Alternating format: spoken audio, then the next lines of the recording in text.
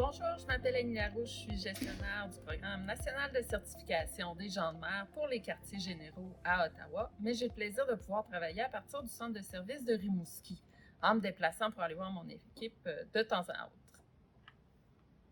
Un autre gestionnaire s'occupe de la portion mécanique de marine du programme. Notre groupe est responsable de mettre en place tout le système de brevets qui sont un peu comme des permis de conduire, mais pour les gens à bord des navires. On se doit suivre des standards internationaux qu'on met en application par nos règlements. En vous expliquant un peu mon parcours, vous allez mieux comprendre ce que mon équipe et moi faisons à Transport Canada. Mon aventure a commencé ici à l'Institut maritime du Québec à Rimouski quand j'ai suivi le programme de formation de cadets en navigation. Il y a plusieurs écoles approuvées au Canada pour ces programmes maritimes, mais l'Institut demeure la seule institution francophone en Amérique du Nord. Allons faire un tour!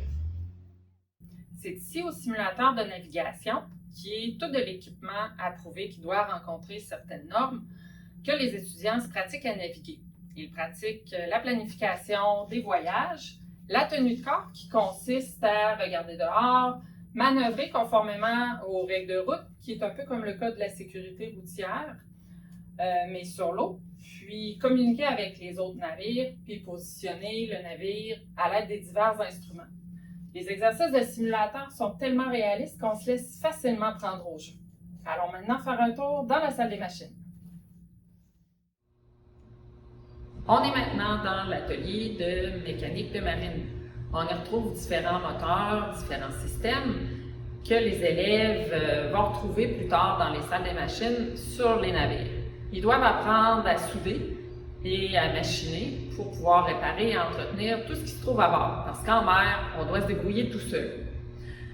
Une fois le parcours académique complété, c'est à ce moment-là que les élèves doivent se rendre dans un centre de service de Transport Canada pour obtenir des brevets et des certificats. Après avoir parcouru les océans pendant près de 8 ans, j'avais suffisamment de services en mer pour obtenir un brevet de capitaine long cours. À ce moment, j'ai choisi d'arrêter de naviguer pour enseigner à l'Institut maritime du Québec dans le programme de navigation, puis comme coordonnatrice du programme. Nous sommes de retour au Centre de service de Transport Canada où je me suis jointe à l'équipe il y a environ 10 ans après avoir arrêté d'enseigner comme inspecteur. Le rôle des inspecteurs, c'est d'aller à bord des navires canadiens et étrangers, que ce soit des remorqueurs, des bateaux de travail, navires d'excursion ou cargo, pour s'assurer de leur aptitude à prendre la mer.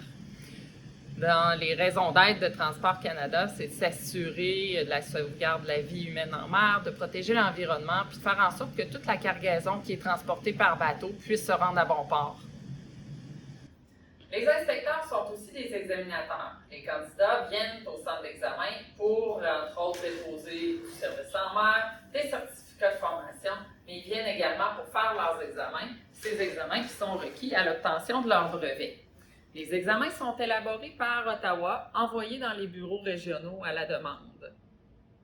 L'étape ultime pour l'obtention d'un brevet, c'est l'examen oral.